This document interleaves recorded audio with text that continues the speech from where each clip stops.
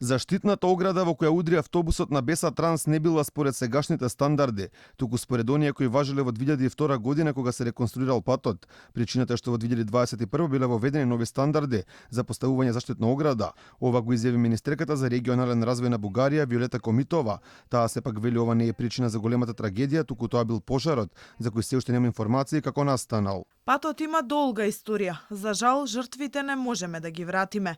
Ова е невообичаена катастрофа. По магистралите сме виделе многу катастрофи, превртени камиони, но овде имаме пожар кој според мене е прва причина за толку загинати, кој не знаеме како настанал. Целиот процес за големата трагедија во која живи и изгореа 45 македонски граѓани може би ќе трае до 5 години. Според првиот човек на Сдруженијето на вештилица на Бугарија, Симеон Ананиев, ако се земе предвид низ кои инстанција треба да помине целиот овој случај, рокот за финална разрешница е доста долг.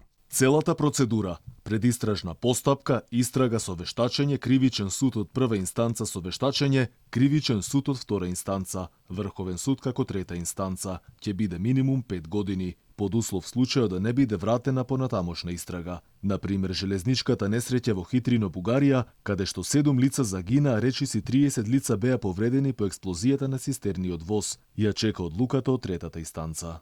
Оваа истрага ќе работат бугарските институции во соработка со македонските. Во Бугарија од моментот на несреќата е собственикот на Беса Транс Беким Хаџију.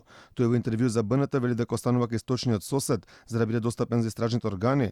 Ова е контратврдењето на министрот за внатрешни работи Оливер Спасовски, кој во петокот кажа дека тој бил тука во Македонија и бил достапен за нашите органи. Се вратив и им реков да ме праќат до место да видам со мои очи што е работава, што се случи таму. Пред да тргне за накај Република Турција, сервис им правиме, контролираме све детално, па дури и кога стигнува во Истанбул и таму оди на сервис да се контролира воопшто, бидејќи превезуваме патници. Од македонска страна пак не се откриваат многу детали околу оваа истрага. Последно изјавата на обвинителката Вилма Русковска, која вели дека знаела од каде започнал пожарот. Инаку јас тоа точно го видов. Баш го имам и сликано. Делот фактички од кај што е почнат пожарот, а тоа е багажниот простор кој се наоѓа над резервоарот на автобусот, затоа што на автобусите резервоарите се напред. Околу прашањето како автобусот за толку кратко време бил целосно пеплосан, Вилма Русковска вели дека за одговор ќе треба повеќе време, велејќи дека за некои работи истрагата трае подолго.